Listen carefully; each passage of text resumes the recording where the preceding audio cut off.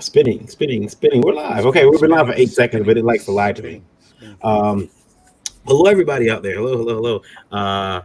We are live because we want to talk to you. This is actually a special we're doing in affiliation with ON-CONN, the Online Comic-Con, We are and live. Indie Advocates, Mr. Rob Anderson's Indie Advocate channel. We're doing. I told Rob that I want to do a panel. Are we breaking into the great radio feed for this? No, we're not. Oh, okay. Yeah. I told Rob I want to do a panel about what indie publishers should and must know, and just to kind of put out some advice, talk amongst ourselves, get some ideas, and just have this as a video people can refer back to should they decide they want to get into indie publishing or they're looking to get published by an indie publisher. Or if they just want to point and laugh at us. Right. I've been doing comics since 2008. Look, guys, I got into this reading books and just guessing. So I made a lot of mistakes. That's Varian Grant, by the way. Yeah. I'm Varian Grant. Comics. Yeah, you're right, because you're watching it also on the ON-CONN, so you might not know who I am. My name is Varian Grant. I started producing comics way back in 2008. First book I ever published was a black and white interior action comedy called Psycho Sirens. I'm a father, a husband, a geek, a creator, a publisher, a reluctant taxpayer, sensitivity reader now, Randy. A sensitivity. I want on my business card. I'm ordering business cards. Have you? Against a sensitivity reader. Sensitivity reader on it? Yeah. Hereby merit, though. Hereby merit. And an artist at large. Shamefully, not in that order. $35 an hour to edit? 60. Sensitivity read? 60 for sensitivity read. Because I may get offended while I'm doing sensitivity reading. Right. So I should be compensated for that. And I'm joined by... Got to take triggering into consideration. Yeah, I should be triggered. I'm joined by a host of very talented individuals, much more talented than myself, much more accomplished than me. Mr. Randy Zimmer, Mr. Martin Piero, and Luke Stone, and Rob Anderson is watching over us just to make sure that I don't go too far off the reservation. Guys, please introduce yourself, though. We'll start with Randy, and then we'll work our way around clockwise. Hey, everybody. I'm Randy Zimmerman. I've been in this business doing alternative and independent publishing for decades. Got the start with the original Arrow comics way back when. I freelanced with a number of publishers. I self-published under the Weeby Comics, the Massive Comics, and the once again the Arrow Comics brand, where we went for quite a few years. The last 10 years or so, I've been out printing my own newspaper and putting that together and distributing it locally, just around my county. We're just moving 10,000 copies around our county, and anything that was left over we'd do, which was a couple of hundred usually a month. We'd go and do local shows and just hand them out. Other than that, I'm an award-winning graphic and commercial artist. Most of my work concerns doing sequential art for advertising and whatever other commercial work I can get my hands on. So, and that's what I'm doing. Lately, I've been doing the Zim Geek channel and talking with Varian a lot on the Indie Volt podcasts. So, I guess Rob doesn't introduce himself, right? Yeah. So, Rob, my name is Luke Stone. No. No, he says no. All right, my name is Luke Stone. I am a writer and creator of a book called Hybrids, among other things that I do. I have been publishing or self-publishing comic books for probably the last 5 or so years. I've done several works for groups that have been overseas, so most of my early works you would not see unless you lived in Italy or France. And then I started a company called Tenacious Comics back in 2015, 2016, until that kind of ran its course. And then I joined up with a group called Starcross Comics. And now I serve as their project manager, helping get everything tied together and all the projects getting out in a nice, neat fashion. And so we're working on that right now. And I think I'm probably the least qualified variant, not you, to be here. So. And Mr. Martin Piero. Martin, thanks for joining us. Tell us a bit about yourself. All right, thanks for having me on, for one. As I was saying just before we started rolling, I started off in comics in middle school, actually, and I started publishing my own fanzine. It was originally called Metropolis Comics, Metropolis Times for the store, Metropolis Comics we had locally. And then I found out, there's more than one kind of comic store in the world. So we changed it to Cosmic Times, published that for a little while. Then, as I said before, I discovered girls, and that kind of put a stop to my love of comics and all that sort of stuff because all my money went somewhere else. I got back into comics in 2008, I guess. I decided I had some stories I wanted to tell after working in the entertainment field for a long time in all different aspects. Started with my first book, Arthur the Legend Continues. It sold really well at MegaCon in 2009. And just from there, things snowballed. We kind of became a small underground publisher, publishing a few other of my friends' work. And then in 2015, Diamond said, we'll distribute your stuff. So we kind of become this kind of small boutique publisher where we just kind of publish things that excite me. I also used to run a Comic-Con down here in West Palm Beach called PalmCon, and I'm considering doing it again. Just can't do it right now. Nobody can do any kind of cons right now, but No, we can't. just to keep the local community going. I feel that the community in Palm Beach County, South Florida as a whole, is kind of fragmented, and I don't know, I want to do something to bring it together. I rambled. I'm sorry. That's okay. You're all right. You're fine. Con in Palm Springs, huh? That's pretty cool. Now, guys, everyone here has published, self-published, been published by others.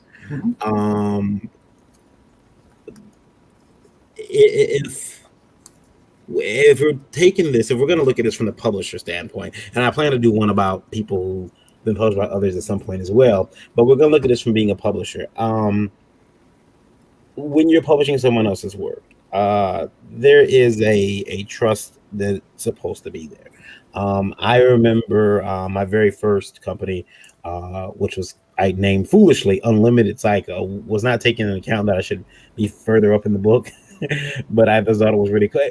It was a misheard song lyric that I thought was cool, so I decided I'm going to take it and use that as my company's name, and it failed. It failed in spectacular fashion. I did not know what I was doing. I was making really big, huge mistakes. I was actually paying I had people on board that I was trying to pay, but I was actually paying a monthly charge because I thought no one's going to take me serious unless I have an office. So I got an office. It was that's the second office. And that one was huge. That's the bullpen for the office. Wow. Yeah, we had a bullpen. Yeah, we had a bullpen and everything. It was really cool. But the first office was in Southville, Michigan, and it was like $225 a month. And then the guys told me they wanted a bullpen, so I rented this really big room in a separate building in the same office park, but maybe a parking lot or two over, so we'd have to walk to it or drive to it. But so my monthly charge went up from $225 to about $560. And the thing was, the people in the other building didn't like the fact that a bunch of artists were hanging out in that lower section. And you put a bunch of artists together, things can get loud. We're in there surfing on our chairs and everything. So we were kind of asked to find another home. We ended up moving to downtown Detroit, right in the shadow of the Renaissance Center. And that was probably mistake number 17 that I made, because the rent went up from the $560 to $825 a month, and we don't even have a book out yet. We don't even have a book out yet, so I'm just hemorrhaging cash at that point. So I've made a lot of mistakes, and I would like to ask you guys, is that important? Because I have a list of questions from people. I don't have graphics made for them, but I will read them. Is that important? Is an office important for someone looking to do indie comics? No, not. I would say not at all. Not in today's time. Maybe 20 years ago. This is my office. It's the upstairs loft in my house, and I have somebody who works with me at the desk right next to me. All of my artists, all of my talent are. I don't know what you guys. I don't think I work with anybody in Palm Beach County for sure. The closest people I work with are in Orlando for me. My creative director is out of Texas, so. I'm thinking about getting an office. Oddly enough, that you mentioned that, you can't touch anything in Palm Beach County for less than $1,000 a month. But because of the Comic-Con side, having to meet with clients about sponsorship and stuff, Mhm. But and I have 2 dachshunds that run around the house and bark all the time. And that's no good for that sort of thing. But as far as making comics, man, I got more than I need right here in my loft upstairs. So Yeah, I, I would go ahead. go ahead. I was going to say, yeah, an office is not that important, especially where everyone's going to come together. Starcross Comics, the owner of that company, he's in Wisconsin, and so he warehouses a lot of the stuff out of his garage. I warehouse some stuff out of my garage for shipping and things like that. But all of us work from our own home offices. Our meetings are all held online. Heck, some of our creators, some of the teams that we have, they're not even in the United States. So, like, Oh, you yeah. might have somebody that's in, like my colorist is in Brazil. So you don't necessarily need that office. I think that's an unneeded expense. It might look really cool and it might make you feel like you're more legit. But at the end of the day, customers don't really care. The people that buy those books don't really care if you have an office or not. They just care about the content that you're putting out. So, it's like there used to be a time when you had to record a rock, like an album in a studio that was really expensive, and then someone recorded a whole album on an iPad and released it. It's like, okay. So maybe there's a different way. This digital age, I don't think there's any need for that. Now, back in the day when, and Stanley and them were doing it, yeah, you needed an office, you needed a bullpen. It was just the only way you could really do it and do it efficiently, but not now. Pops is in the house telling us his favorite toy. Yeah, yeah. back when CrossGen, they did it I think yo. they did it successfully here in Florida when they put a bullpen together. Mhm. But that was before the age of video conferencing and things like that, seeing somebody in real time. Yeah. In today's world, I don't see the need for it. Anyways. Yeah, I mean, I agree. Randy, did you guys? Oh, I'm sorry, Rob. What were you saying? I was going to say, it's not an office. An office used to represent something. What now represents that office is the digital storefront. And a lot of indie publishers don't have that. And without having a digital storefront, they run the risk of exactly what not having an office would be in this modern time. If you're going to be a publisher, you need to have that store set up, or you're not going to be taken serious as a publisher. You have True. to have that availability. That's very true. And if you need to have a meeting, I don't know about where you guys are. We have places here you can rent a meting room for like 50 We bucks just a do couple this, hours. StreamYard. Yeah. Well, I do. Having said that, guys, I still do have an office. But I rent it monthly. It's a satellite office. No matter where I'm at in the country, as long as they have a facility in that state, I have an office I can go Oh, to. those are cool. Those are cool. Little small offices, different Yeah. buildings. all Meeting over. Right. If you have to do a face-to-face, but most of the Yeah. time, this is It did. the way to go anymore. It did save me a lot of money.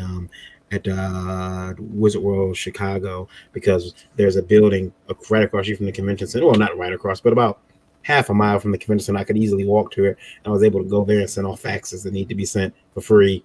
Because not for free. I mean, I paid for it, but and so that was cool to have an office. And he was able to sleep under the conference table. Yeah, that's always nice. Get a free cup of coffee, Just some donuts. I do think, Randy, you guys didn't have a bullpen, but you guys did get together. Arrow Comics very early on. You guys got together. legendary Friday night pizza meetings where everybody but all of our talent was locally based at the time anyway. We would all get together with our portfolios on Friday, split a pizza, have some beers, and talk about what each other had done the previous week. And that kept everybody motivated, and we got to see, everybody's progress on their books. Yeah. So that was something that we always looked forward to, even though I was a good hour and 15 minutes away from our meeting place. And our meeting place was at Ralph and Stu's apartment. I will say this. When we had a bullpen, it was really cool because you had the artistic energy was there. Sure. But again, I feel that same artistic energy when we do like our Friday night draw streams. Yeah. So it's still there, and like Martin was saying, it's almost like now everything's virtual. I don't even have to be in your presence now. I can, I could be undressed from the waist down, and you wouldn't even know it. Which was frowned upon in the bullpen. We found out. So, well, that bullpen nowadays is almost an excuse to slack off. Mm-hmm. Unless you're facing a hardcore deadline. Back when Marvel had their big bullpen in the middle of the New York offices, they absolutely had to get a book to the printer by a certain date or they got a heavy fine. Right. Now, So they were throwing stuff together literally, right there in the pin, making all the last minute corrections and everything in order to make sure that package got out there before they got levied a heavy fine for leaving the presses idle. Rob is showing my website. I'm not doing that. Rob's doing that's awesome. Thank you. And yeah, there's my website for Last Call Comics. We try to have as much content on there as we possibly can. I don't put a lot of stuff on there just because it's not as like when I build a site, I'm always trying to upgrade it, and that's part of the problem. Trying to do everything yourself, but it's also because I forced myself to learn everything. I wanted to know about how to build a website, how to build. I never wanted to give anybody else the keys to the kingdom. I said that before, but guys, the next question is: as an indie publisher, what is actually, I got the question here, but I'll read it. What do you have? What are you offering the people who you're publishing? What's the offer? Is it the fact that, like Martin said, because Martin is distributor to Diamond, Randy, you've been distributor to Diamond. Luke, is the Starcross to Diamond? No, we have never taken that leap, and for several reasons, but it just didn't work into our business model. And what we offer is we didn't want just distribution to be the only thing that we offer, and because really what we try to do is we're kind of a collective of independent creators, and as far as publishing goes, each person is kind of the self-publisher under an imprint of Starcross Comics. And what we do is we work by kind of sharing workloads. We'll cover work, like for instance, I'm coloring some pages for one of the creators that couldn't get a colorist. And so I'm doing that, helping them out, and they'll help me out with something down the road. And so it's really kind of this kind of hive mind of creativity that goes into things. And we work on help each other with story arcs, editing, kind of planning out our future projects, and things like that. We also do quite a bit of education, so normally with a new creator coming in, they may not know how the process works or how to do this or that, like how do I run a Kickstarter? How do I, really plan out how many issues I need or how much inventory to have on hand, what to do here or there.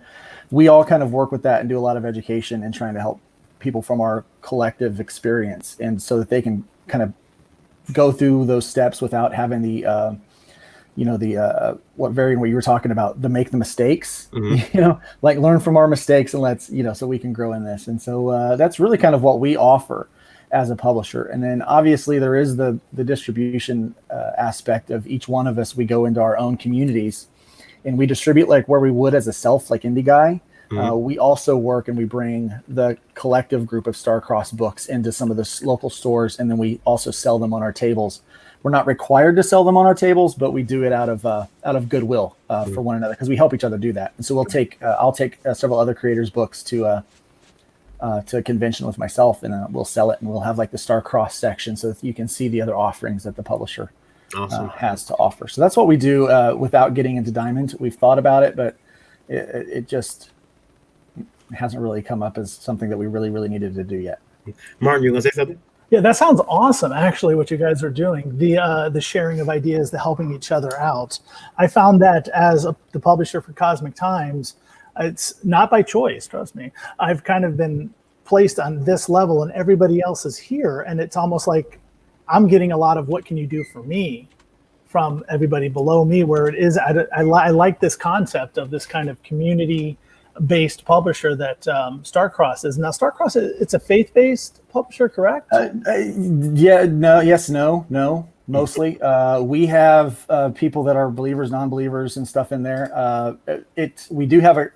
We are a home for faith-based material, but we have a really high standard for all faith-based comics. But we do regular standard comics. We do secular whatever you want to call them. We're just a comic publisher. But because we've done so well with some faith-based stuff, a lot of people think that we're a faith-based publisher. But we are a great publisher for anyone who has a faith-based or a Christian worldview comic. That'd be a great place to go to do that. I think it's awesome. I was talking to Travis about that because I didn't realize that there was a faith-based element to Starcross.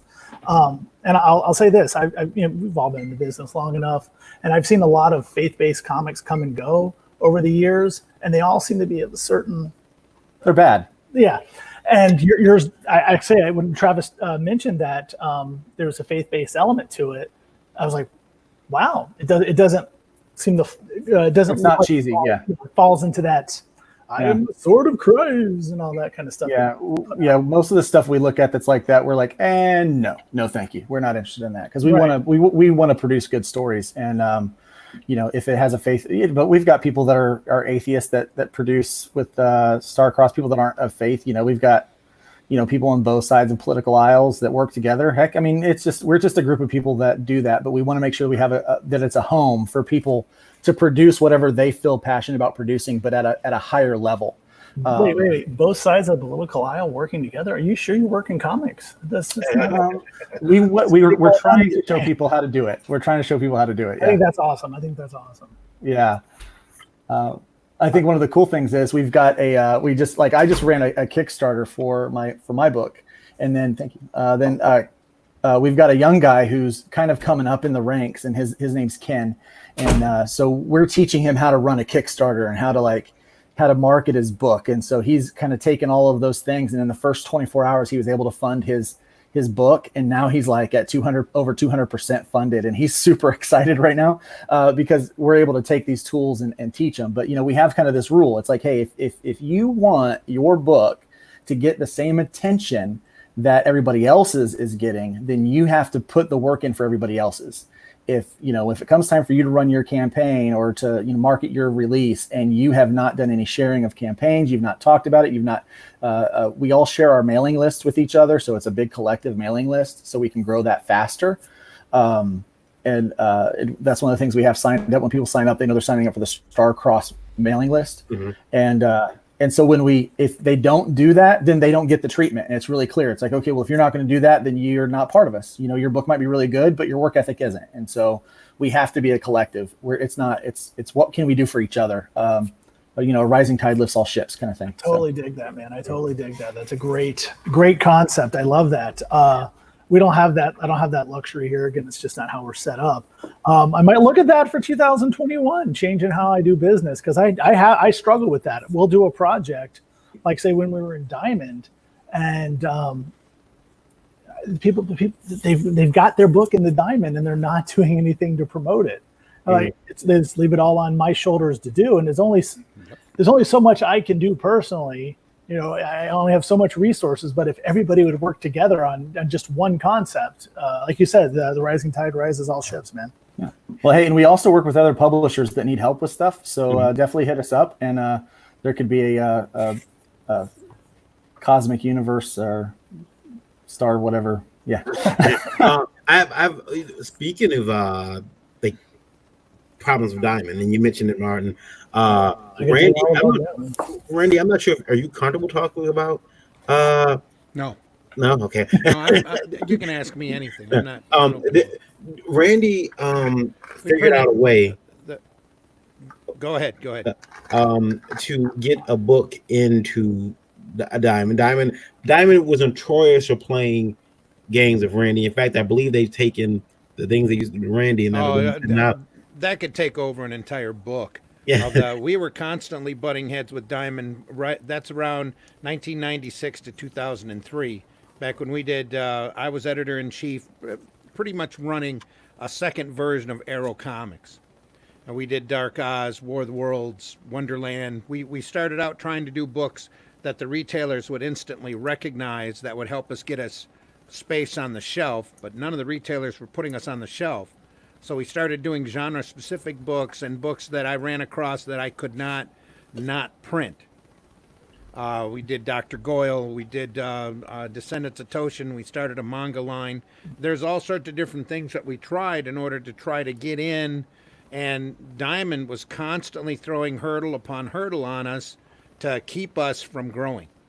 And it was literally driving us crazy. Eventually, we just stopped and walked away.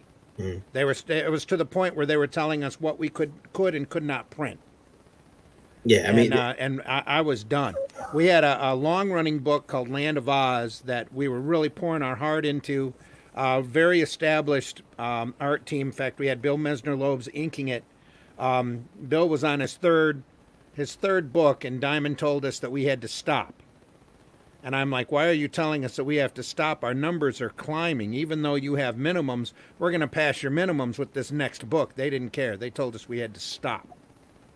I will say, I think things have, well, up until recently, things had changed at Diamond. I as far as understand those that they have minimums go. changed greatly, but back when I was doing, like in 2003, we kicked out a couple of collections, graphic novels, which they were real happy to take because it was a $10 or a $15 item. They were happy to distribute those, but they were really trying to get us to stop doing floppies. They'd raised the minimums up to ridiculous levels, and we were just constantly fighting with them. And they were constantly pulling stunts with us in previews book, very similar to like what's happened to Peter Cimeti the last couple of months that he was listed in Diamond. They would go through and list a lower price. They would go through and not throw a cover image in, or they would go through and completely edit out our solicitation that we would send to them, saying that they have full right to edit anything that goes into their previews. I'm not going to say similar things have happened to me, but I just kind of chalked it up to incompetence on their part. We were constantly hearing stories from other publishers too that the rep was charging them like $600 just to be listed, $800 to have a cover image listed. Then they wanted you to take out another ad in the previews, which was another in black and white, even for a half a page. I think at the time was $800. It's more than that now. And we were getting so many odd stories coming at us. Our heads were spinning, going, really? They're actually telling you that? Because we've been doing this. We got grandfathered in as Arrow Comics because of the first run that we had done back in the late 80s, early 90s. So we stopped publishing for a little while, had a false start with a zombie book that they tried to do, and then I took the company name, and Diamond already had us in their files, so we were grandfathered in. And then we kicked out like 50, I think it was 54 different products through them. And each one was a pain, a genuine pain. And so I got out and got out of comics in general and tried to start my own apparel business. And when that went south, I just kept doing commercial art and tried to find different ways of getting comics out to the masses other than having to deal with this system of hoops and funnels. We tracked down our rep at a Chicago con one time and cornered him in an elevator and asked him why they were treating us like this. And the guy got real nervous and told us, well, anybody in the green section, Diamond just wants to dry up and blow away. I will never forget those words because they're embedded, right.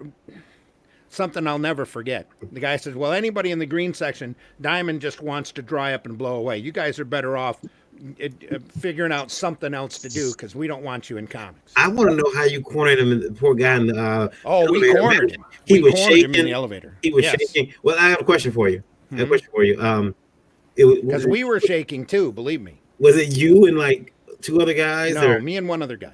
Okay, all right. I mean, Comic-Con can be a scary place. Some guys come, hey. We weren't threatening hardcore violence with him, but we were being a little intimidating. Violence. You were threatening softcore violence. Softcore, yeah. Well, we wanted to know, and again, I've got stories of what we did with Diamond. Diamond was messing us around. We started messing back with them because we were fed up with the way we were being treated. We started a manga line on purpose because we solicited for a book, which was Happy the Clown manga special #1. And we had a great paragraph with it. It was an outside book. A guy had brought us a property that Caliber had printed, Happy the Clown, had done quite, it was about a clown assassin guy. And the story was about the clown assassin chasing after another young female assassin. And so it looked great. It was manga, very hard, very. It was an American manga, but it was really nice looking manga book. And we went and sent the solicitation. We sent a picture of the cover image. They printed that cover image literally smaller than the smallest postage stamp than you've ever seen in your life. And they edited out every reference to the word manga. They just cut the sentence, every sentence that we mentioned manga in, they edited right out. The only way you knew it was manga was because the book was titled Happy the Clown Manga Special Number 1. Mm. And then when we asked them about it, the rep got really haughty with us and said that it's their right to edit the solicitations down any way that they see fit. And it was obvious from the orders that we got back, which was about, I think it was 300 to 400 on the book. And believe me, the book was pretty. The book was really pretty. When we got numbers back, they were so low. I had to call this guy and tell him there was no way we could print, because at the time our break-even number was about 800, and this guy had come in at like 500. Yeah. So I told him, I says, look, this is what we're going to do. Blair Witch Project was out at the time, so that's kind of where our headspace was. I said, we're going to sit on this book for 6 months, and then 6 months from the day, we're going to kick this book out again. We're going to repackage it, and we are going to be Arrow Manga. We're going to start a sub company, call ourselves Arrow Manga. You're going to be the first book. And we promoted that book as being an underground classic from Korea that we had gone out and found, had North American rights to the great, we made up a name, Somo Tezuka, I think the guy, the name we made up was, and said, we've got the exclusive rights to print this book, and this is amazing. We sent him a couple pages. Diamond printed the cover, same nice size, didn't edit us out at all. We renamed it. Instead of calling it Happy the Clown Manga Special Number 1, this was Butterfly Gun. We named it after the girl assassin. And it was an adult book. We made a big, we let everybody know that it was adult material, because the girl was topless in a couple of panels. That was the only thing that really made it adult. But we went through it and solicited it that way and got back orders of 3,000. Everybody was happy after that. We've been joined by Bradley Golden. Bradley, how are you? Yeah, I'm doing all right. What about yourself? Pretty good. Thanks for joining us. We're Bradley talking about. Should introduce himself. Yeah, go ahead, Bradley. My name is Bradley Golden. I'm the CEO and president of Second Sight Studios. I write for Antarctic Press and Caliber Comics on titles such as Leave on the Light, Horror Comics, Magazine, Exciting Comics, These Damn Kids, and the recent Kickstarter I got up called Sunny. And with Caliber, I'm the creator of Mississippi Zombie. Cool. Sweet. Once again, I think I'm the only person who has been published through Caliber. The Caliber. This sucks, man. Luke hasn't been published through Caliber. Me either. I don't think Rob's been published. No. Well, you know, I mean, you know. Varian, we should work on a book together and take it to Caliber. That's what we'll do. Yeah, we'll do that. It'll be all three of us will take it to Caliber. I'm sure Eric would look at it. Absolutely. Well, Randy, stay tuned. There might be something. Oh boy! Listen, I got. Oh, you might have something coming. Maybe where there's talks. There's talks. Well, Rob good. doesn't do comics. I'm just kidding. I'm joking. Dreaded Dinosaur Eric Houghton says, when Diamond comes around, I think comes around is what he meant. You think they'll probably focus on trades and memorabilia only? Nope. Well, they really wanted to focus on trades back in the early 200 or 2000s, because they were making their profit margins on there were really good. Mm-hmm. So we did a collection of War of the Worlds that we shipped out that we did really good at.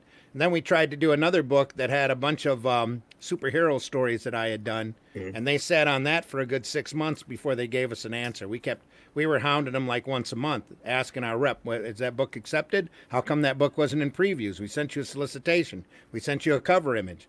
It was a pretty good book, had some spelling errors in it, but overall it was pretty good. But they eventually told us that they didn't want to carry it because it was superheroes and in black and white. Yeah. while we're talking about that, That was their so reasoning. you're the CEO of a company, you got to contact Diamond, you're dealing with Diamond. On the same token, though, you've got some creator whose book you're trying to put out, who's just, he won't hear it. She won't hear of it. She doesn't understand. How do you guys deal with that? We'll start with Bradley. He hasn't answered the question yet. Bradley, have you ever been like the middleman between Diamond and the creator?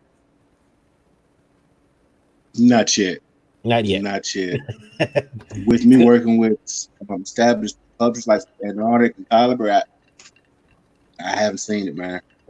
How about you, Martin? Have you been the middle guy and stuck in the middle? I don't think it's a middleman with me because we're a publisher, so everything I've put out has been published under my label. But I do know that there is that when the Diamond numbers come in and your profit margin is this, the creators don't understand it. They don't. There is a certain disconnect between in general, not no digs against other comic creators, but there seems to be a disconnect sometimes with people who create comics and make comics and people understand how finances work.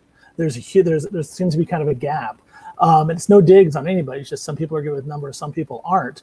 And when you talk numbers with the comic guys, like, well where's my cut? Like, well, your cut is $6 because we only made 50. It's and they don't. There is that disconnect, and that has always been a challenge. Whenever I've always said the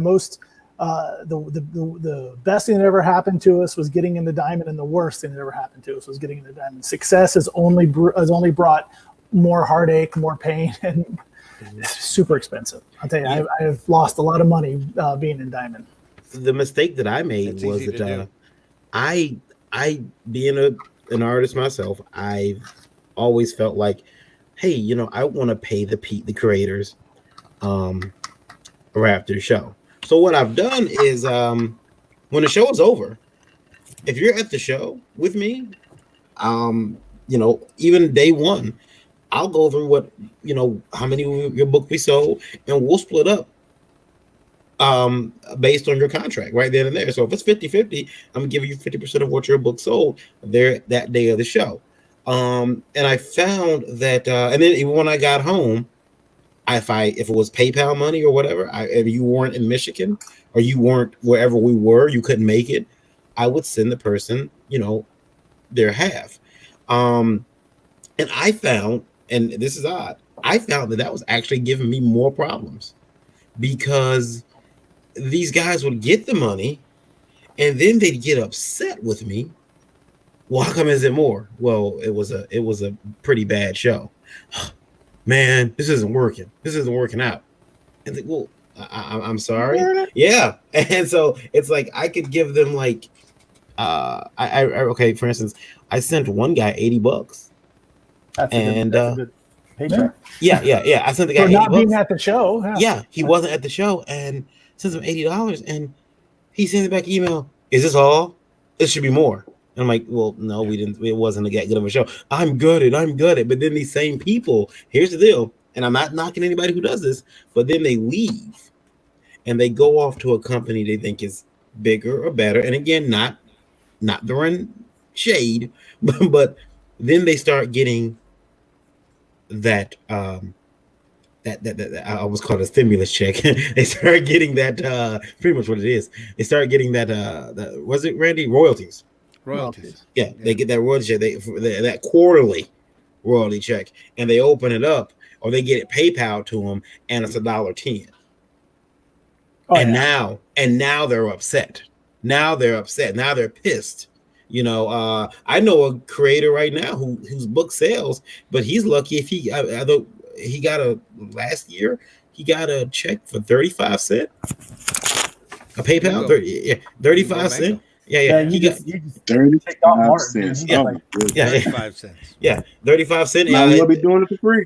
Yeah, last week he got one for $1.25. But I had a creator do that and then came back to me. Hey man, that deal over there isn't working out. Can I come back? No. No. Well, I got the best example of that. I did work for Blue Waters, and I mean, you're familiar with Blue Water? Yeah, that's familiar. Yeah. I wrote this book, this Bill Gates biography book. I was going to get a cut of the take from the book. I thought it was a great book, and of course, they've never made $1 on it. So there's never been my percentage of that. But yet I can't go to a school library that this book isn't in. You know, everywhere I go, I see this book, but yet they never made $1 on it. So there's two sides of that coin. That ain't right. Yeah, that's not right.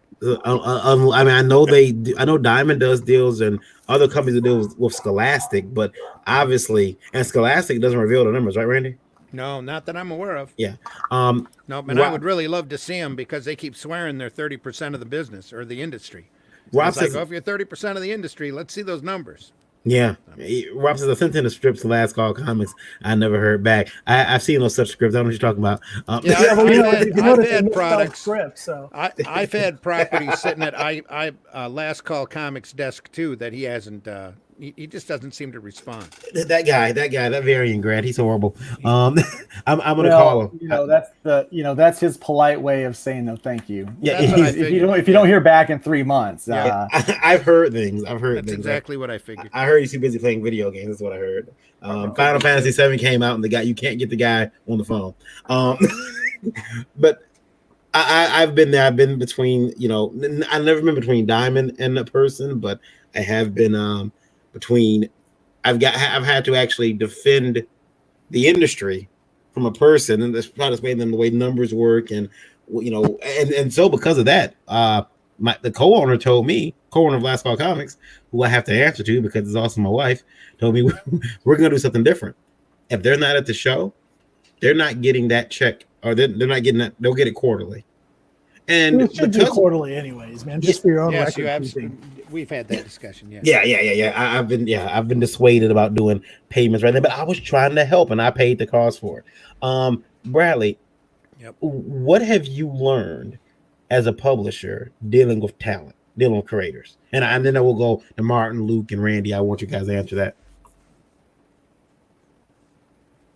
Oh, Bradley, are you there? Say it again. My signal started to fall out on me. What have you learned as a publisher dealing with creators? Oh, the signal did fall. Obviously, he didn't want to answer that question. We'll go with Luke then. Luke, what have you learned as a publisher or representing Starcross about creators? This is a tough one.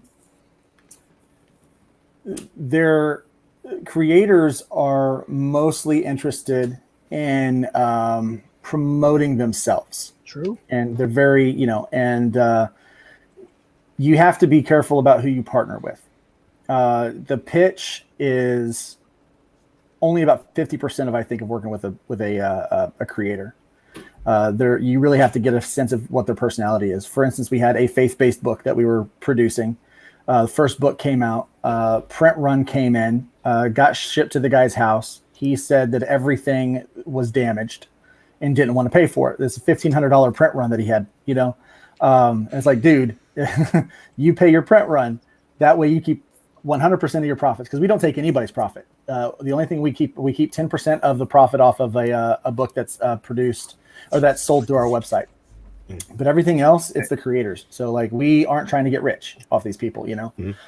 And I went to a show because he happened to be local, and I looked, and he was selling books. I'm like, well, how are you selling books if they're all damaged? And I looked at these books, and they were pristine. And I'm like, dude, you're a crook. And I called him out then and there. We got on the phone with Joe and was like, this dude has to be gone. Like, he cannot stay. He is going to ruin our reputation because he's a crook. And this guy was a faith-based book, right? This was a faith-based book. I mean, it was blatantly a faith-based book. Was it Pastor Spell? No, it was not Pastor Spell, but but this is a guy that works for, was trying to get a job at a local ministry and stuff like that. And I'm like, this is ridiculous. I found that, even the best of them, like, they typically are just, focused on themselves, which is not a bad thing. Cause obviously I'm going to push my brand first, and then I'm, but I want to bring Starcross with me because I'm part of that group and I have loyalties to it. But, you just have to be careful, with creators that their pitch is only about 50% of whether or not that working relationship is going to be a good one long-term. That's what I've learned. And we're going to toss this to Bradley, who dropped out, and then we'll go to Martin. Bradley, the question was, what have you learned as a publisher dealing with talent and creators? Bradley, are you there? Oh man, I've learned quite a lot, man. Yes, I'm here. Hello. Yeah, we're spill it out. Go Yeah. ahead. I mean, I've learned Don't be afraid. quite a lot. Man. Okay. I'm not. What I've recently learned is a lot of talent. They don't like want to create comics just for the love of it. Mhm. It's all about that paycheck. You know what I mean? And some of them ask crazy prices for their work, and it's mediocre. You know what I mean?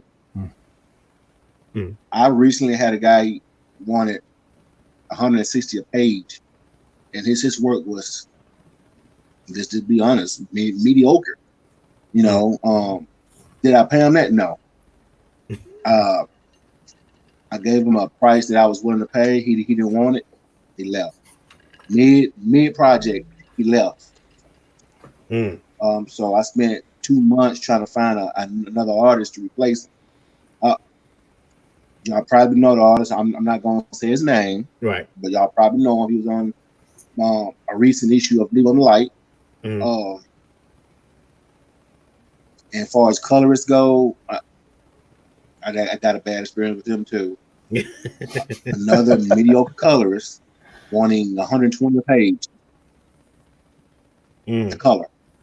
No. Yeah, No. yeah. Some of these guys are. The most I'm going is 50. If you got a budget and they don't want to come in on that budget, it's like I've had people try to change it right middle of this middle of the job. I had a gentleman who reached out to me and actually that's what they try to do, man. That's exactly what they do. Yeah, I had a gentleman reach out to me. He brought me a book and he said, "Would you print this?"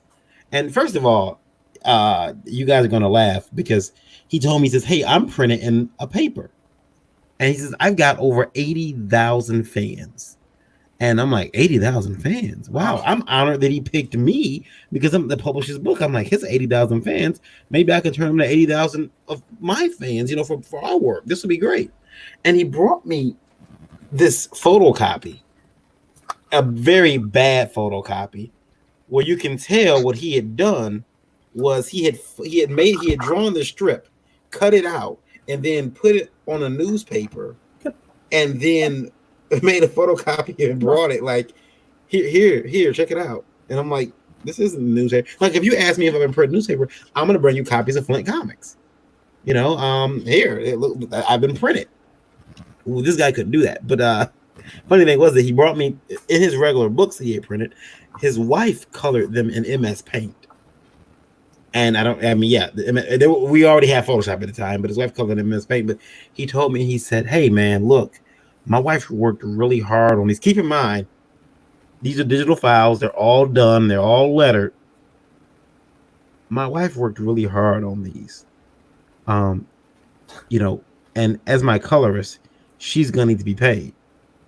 And I said, "Well, okay. That's between you and your wife. Your wife is your colorist. For this work, I'd like for you to retroactively go back and pay her." And I could not laugh loud enough in my office to let him know that I wasn't even entertaining the thought of doing that. And to finding out that the newspaper that he claimed he printed in was a college newspaper that was given away for free to every student on campus. He couldn't even yeah, he couldn't even produce that. But Martin, I skipped over you by mistake, sir. So what have you learned with dealing with talent? Well, you already answered, didn't you? What have you done? Or is there any question, anything that you've learned dealing with talent, as a publisher? I'll tell you something. I learned something recently, and it's how my brain went, business brain versus personal brain. And I was talking to my creative director who's out in Texas about 2 months ago, and he kind of lost faith in comics. And in talking to him, it was, I realized as a publisher, I had been approaching these, especially him and other people, as almost tools.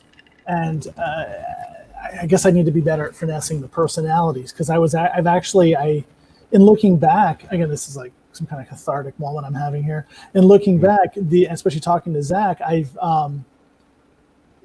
according to the contract, yes, I did everything I was supposed to do. Mm-hmm. But on a personal level, I think I've recently learned dealing with these creators, especially people I've had long-term relation with. I need to be more understanding of their own personal issues as opposed to how I've been treating them. Like I say, almost as a tool. Like at one point, I remember telling Zach when we were dealing with a penciler, oh, she's sick or whatever, and I was like, when is she going to be better? Find out when that's going to happen. And I guess I've realized that maybe I had my Ebenezer Scrooge moment about a couple of months ago talking to Zach, that that's definitely a factor in everything you do, especially when in the arts. They really have to consider these people's like they're set like creator, like artists, and are separate people from us. But no, the so that lesson I learned the hard way recently with Zach, and I realized I was kind of the one that pushed him to lose his faith in comics. And so I've like, you know, hearing Luke talk about this almost not a commune, but this collective of Starcrossed. It's cult. You can call it a cult. Cult. Go right ahead. That's fine. Some kind of hippie comic. But one of us. Right, but listening to that, it's you know, it's kind of opening my eyes a little bit of how I do business. That I need to be a little more understanding of these people and their. Does that make sense? What I'm saying? Am I just? Yeah, definitely. Randy, I want to get your opinion on this question. I want to move on to Josh sent a question in. But Randy, what have you learned with dealing with talent? Well, enough to write a book, probably. Nothing breaks my heart more because I've been there and printed my own stuff than calling up a talent or an art team and telling them you can't print their book because the numbers from Diamond just did not come in right. Mm-hmm. You know, nothing like that. You really have to. You really it's a tough tightrope when you're publishing because you have to walk that, especially alternative publishing, independent publishing, because you're walking that line between business and friendship. Mm-hmm. And you really have to be careful to keep that separated, and to be as transparent with the talent as you possibly can be, especially when you have to give them news like that. We had to lay out purchase orders and everything right in front of them and go, hey, look, our break even's 800, your book pulled down 500. And even then, you know, one instance in particular, I was on his hate list for the next 2 years, to the point where he was running around with posters at his table talking about what kind of a-hole I was. Ooh. Because I turned his book down. Because I solicited for his book. His book come in at 500. Our break-even point was 800, and I just could not print it because at the time we couldn't spare to take that kind of a hit. Did Rob ever apologize? Let me ask this: having taken that hit and having a closet full of comics that I can't really sell, what was back then? What was your cover price? Were you was it $2.99 back then? No, we were about $2.95. Okay, $2.50, $2.95, yeah.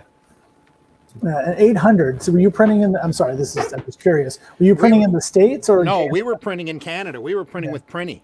Okay, Quebecois. The cool thing no, this was Prinny. Okay. It was before Quebecois come in and bought them out. Ah. But I would deliver a couple of books, 3 books a month, and I'm about an hour away from Windsor.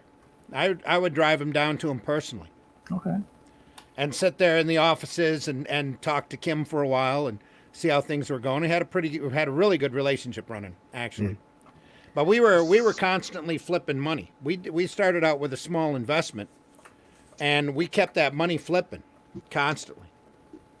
I was doing that until I flipped to zero. And then that was pretty much where, or we started flipping to next to zero when our numbers really started dropping, and we just could not afford to print the book because we were going to take that much of a hit that quick. Where there were a lot of books that there were just no profit on. Josh says, so aside from cross promotion, with the increase in crowdfunding as a way to raise publishing costs, what should the modern indie publisher provide? What role should be publishers versus creators? In short, what are the pros of having a middleman in the modern era of technology and social media, especially with people focused on primarily self-promotion versus brand promotion? That's a That's a two-sided question. I think Luke has that under lock and key now, from the way he described what Starcross is doing. Yeah. So and really briefly, and tell me if I'm wrong, here, Luke. And you probably do better than I did. But Starcross, you guys take each other's books around to shows because you guys are all over the That's country. beautiful. That's beautiful. Yeah. We're mostly just on this side of the country, kind of the Midwest to, like Wisconsin over to the East Coast and all the way up to New York, obviously down here to Florida. But yeah, we don't focus on diamond distribution because not everyone that works with us is ready for that level of financial responsibility yet. And, we really work more to help each other improve our crowdfunding, but also improve the quality of our work and get the right teams together. And even more than that, it's like every script that comes in, we treat it like it needs to be the best script that's possibly ever written. And so we go over these things and we've got standards of publishing and production that we have to go through. And so everything goes through these levels of verification and all of those things where we know that once it hits the print and once it goes into a shelf, that it's a good book and that someone is going to like it and there's going to be an audience for it. So you guys are putting the art teams together for the writers? We are helping them put the art teams together. Yes. So if they need an artist, if they need a letterer, a colorist, things like that. So we help them find those people. In my case, I do a little bit of everything. So I letter a lot of books. Most of the books I actually letter. I color a couple of things. I draw a few things, but yeah, so we're helping put those teams together, helping them find the right artists for their work, the right teams together, helping them to understand how to budget that project from beginning to end, helping them understand, how to promote and teaching them the things they need to promote, doing a lot of cross promotion for each other. Then we take the books into our, we each take each other's books into places and sell those. We're doing a thing that's the collective universe right now, where we actually have a little piece of our own IP that we've allowed to share into everybody else's books, so that we can have a continuity like what you would see with a Marvel or a DC, but we're doing it with 5 or 6 books with Starcross. But now not everything connects, not everything is universal. We've got some great like comedy books. Like there's this one called Corn Dog, and I love it, absolutely love it, and it's hilarious. And so we've got books, we've got just about everything that you can think we publish, from comedy, horror, all the way over to faith-based stuff. And so we do the whole gamut, but we give everything the exact same treatment. What can we do collectively to help it be better? And how can we help you be a better creator and while publishing this book? So that's really our focus.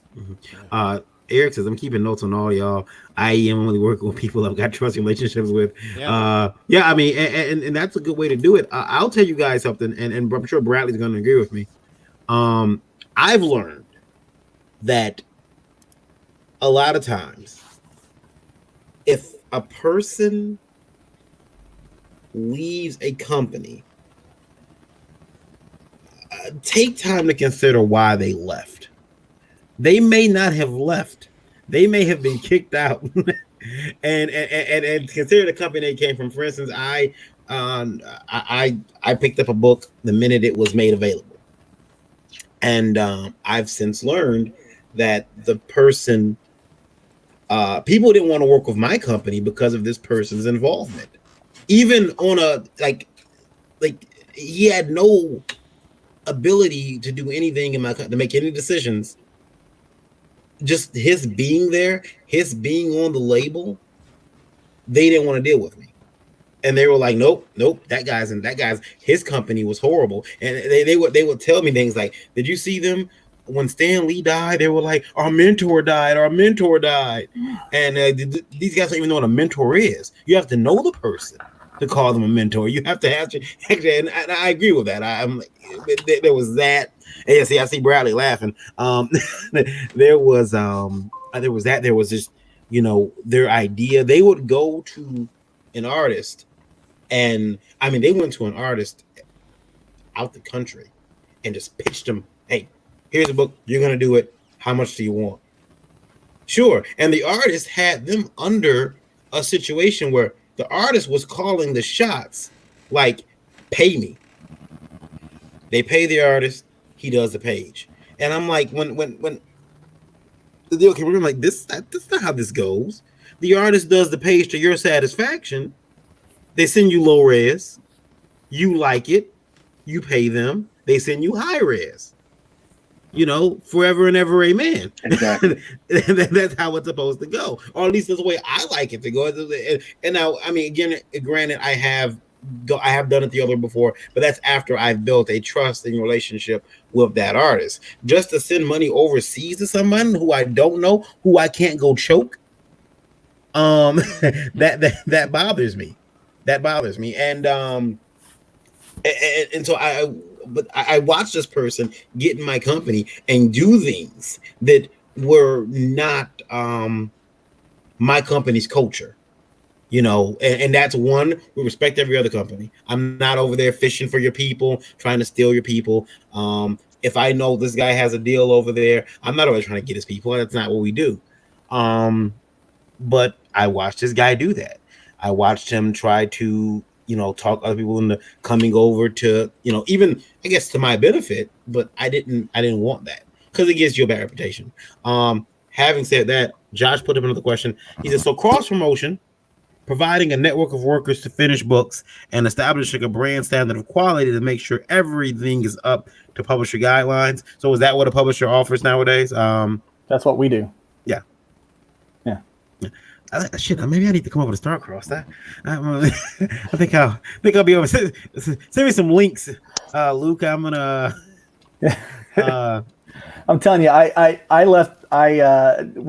When Joe found me, he actually pursued to do hybrids. I was publishing with Tenacious Comics. Mm-hmm.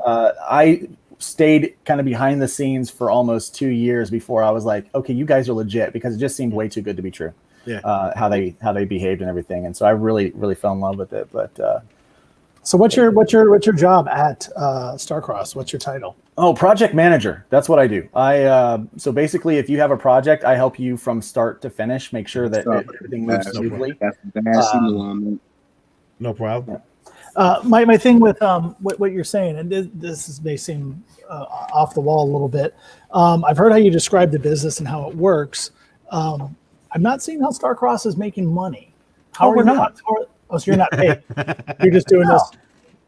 No, we help each other. The publisher keeps the money, but if I do somebody's lettering, I get paid for it. If I do somebody's coloring, I get paid for it. So you get work through being at we get work. Yeah, but no, we're not. We are trying to help the creator. We're stronger together kind of mentality. Yeah, we're not trying to make money. So I don't know why more creators aren't wanting to jump on with that, but yeah, so we don't really take anyone's money. Like I said, the only money that really is exchanged is anything that's sold through the website, or anything where Joe goes and does a table somewhere, like anything that he does as this collective at Starcross, then he takes there's a percentage of that sale that he keeps, but I think it's something like 10 or 20%. So it's not even. So as a publisher, this whole commune thing just sounds fascinating.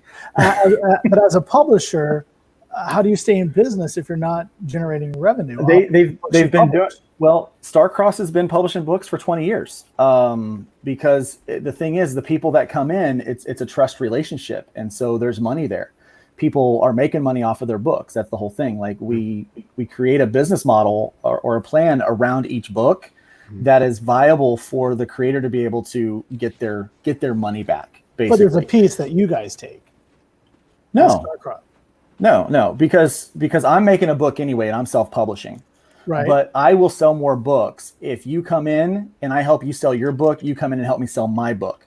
So we start to, and we bring in our mailing list. So now I have 200 people on my mailing list. You have 300 people on your mailing list. Now we've got 500 people that we have on a mailing list to be able to sell to sell our titles to. And so it's a collective. We bring all of our resources together. It is kind of like a comic book commune in a way. We bring all of our resources together. We pool them, and then we help each other basically try to self-publish their stuff. And it's not about making money.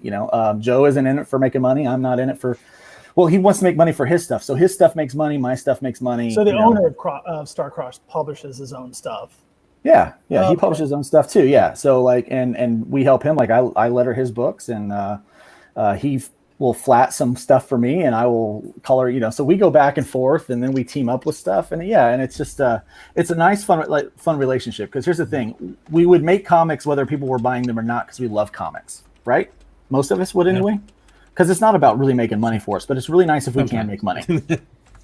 Well, I believe if you're into comics to make money, like indie comics to make money, then it's going to be heartless and it's going to be uninspired. And so we just don't want to do that. We want to make sure that we are doing this because we want to. We have a love for it. And so since we're doing that already. The love. So this isn't your full-time job then, making comics? No. Is it anybody's? It will be. For me, it is. Me too. Yeah. Well, the comics and then Indie Vault is all full time. But here's the thing, Bradley, I got a question for you, and this actually came in on my Facebook. What advice would you give to anybody looking to get into publishing comics today? What advice would you give to them?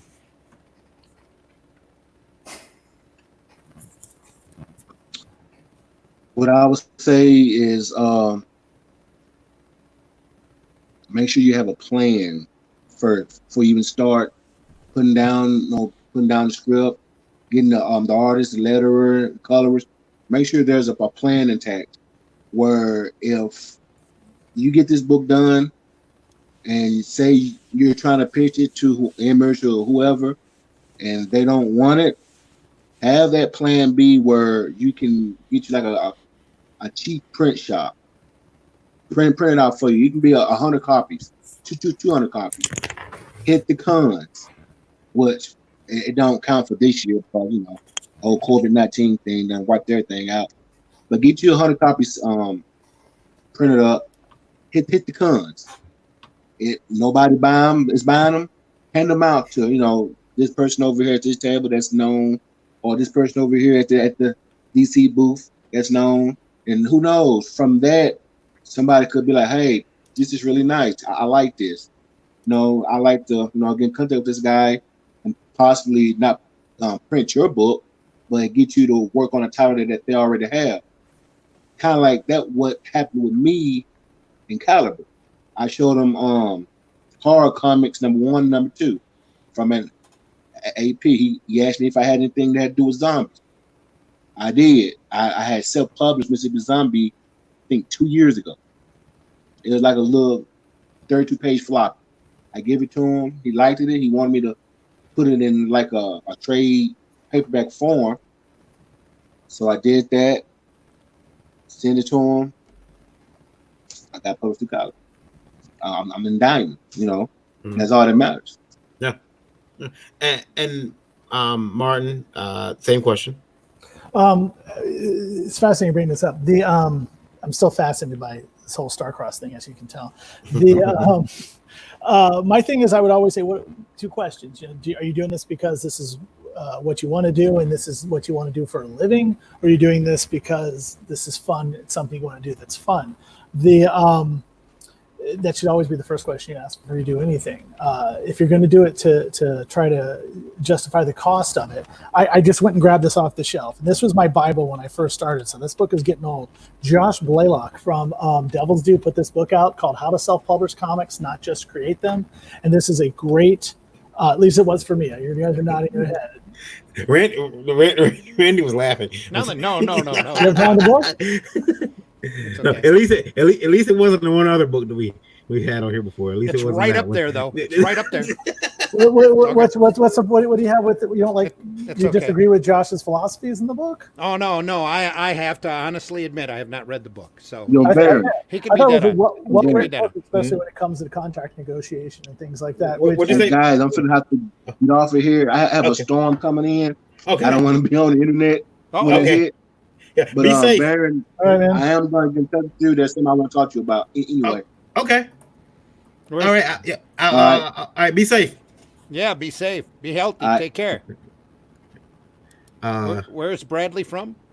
Bradley's in I forget where Bradley's from. He's been on my Facebook too, and I forgot where he's from. I'll find out. But I will say hello to Wherever it is, they have a storm coming. yeah. Want to say hi to Scott Huntsman, who's coming my in from brother. Kokomo, Indiana. Is it? Yeah. That's my Yeah. brother, man. Yeah. Is it? I seen the Christian flag. I'll tell you a funny story. I went to private school, a Christian school. And we had these flags we had to put up, and Um, the American flag was if you had a question. The Christian flag is if you had to go to the bathroom.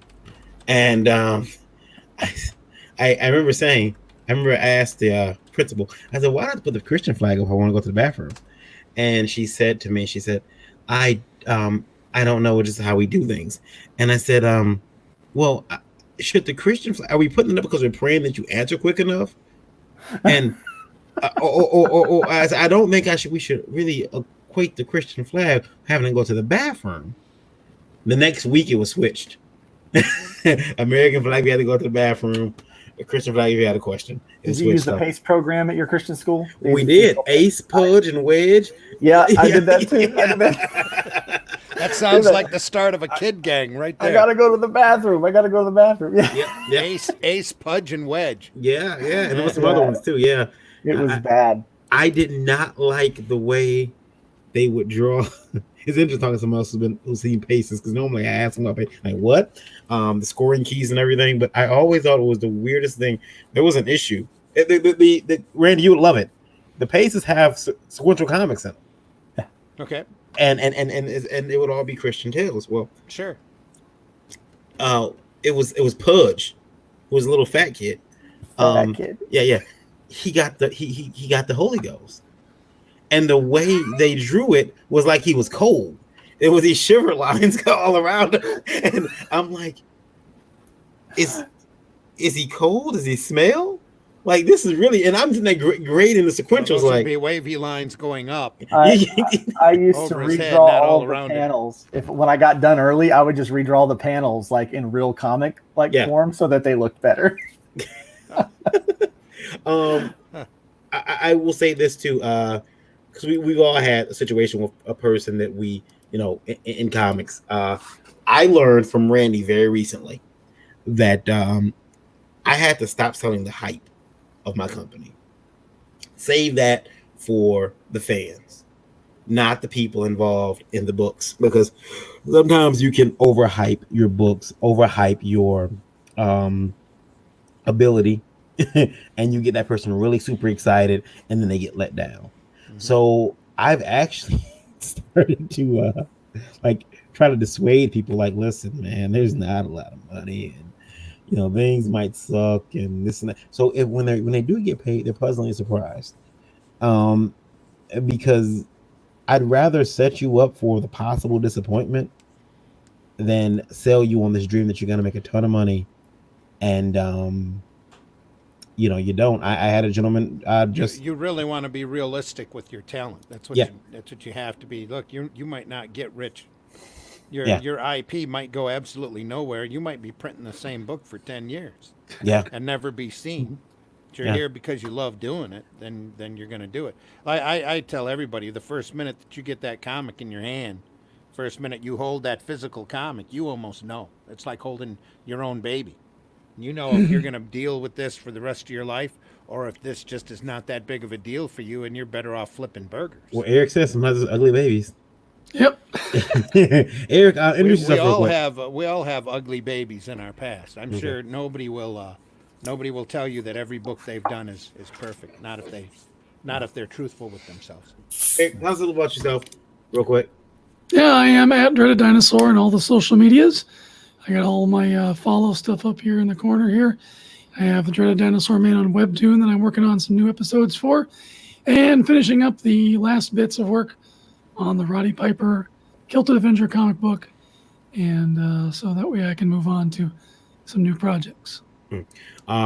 We are going to wind it down here for the ON-CONN, but we're going to keep going on the Indie Vault YouTube and for everyone, so that we can talk a little bit more about what we've learned. I know Rob has to keep it to 90 minutes. We've gone over that, but we had to keep it down. So I want everybody to tell where they can be found at real quick. But we're going to stay on, so don't go anywhere, guys. But we will be dropping off of the ON-CONN network. So go ahead, Randy. Where are you from? Where can they find you? You can find me on Facebook. You can find me on Twitter under Randy Zim. I'm at the Zim Geek channel. On YouTube, that's ZIMMGEEK. And you can also find me on the Indie Vault podcast Tuesday nights at 9 p.m. and Thursday mornings at 9 a.m. Both of those are Eastern Standard Time. Luke. My name is Luke Stone, and you can find me at lukestonestudios.com or just Google Luke Stone Studios. You can also find out more about what we do at Starcross Comics by going to starcrosscomics.com and checking out some of the really great titles we have over there. Also find us on Facebook. And so that's what's going on with me and my world. Martin? Go to cosmictimes.net. That's my website. All of our social media links are there. Facebook, Twitter, Instagram, and TikTok. It's either Cosmic Times or Cosmic Times Comics on each of those platforms. And Eric. I just said it earlier. Say it again. Literally just said it. Go to erichodson.com, Eric with a K, Hodson. You'll find everything you need there. And of course, you can find me at KYD_V on Twitter. IndieVolt is IndieVolt.com is the website that I started to help promote indie comics. I basically stole Rob's idea and did it 10 times better. Even though Rob owns all the internet. So wait. I don't even get to say goodbye. He reads my fucking script, and now he does what I do, and he does it better. What the hell? I didn't know you were here. I thought you had left, and No, I've been here the whole time, not being asked a single question. I might as well just stay in the grave. Eric spent more time on this show than I did. That's what has happened. I thought you guys did a great job. Kidding around aside, you did a great job. Thank you all for being part of the ON-CONN panel today. Thank you, Rob. Thank you. You can talk now, Barry. Check out Cat Dad and Supermom. Yeah. I was making sure we're off on ON-CONN. Are we off on ON-CONN? Yeah. I don't know. I can't see it. You are on your page. I think you are. Yeah. So, all right. So I'm going to Your end clock on. is still ticking, so we're still live. Well, yeah, we're still live. So I'm ending on my page, on my personal Facebook. I'm ending there, I think. I'll try. Anyway, I want to ask you guys. Here we go. I will do this.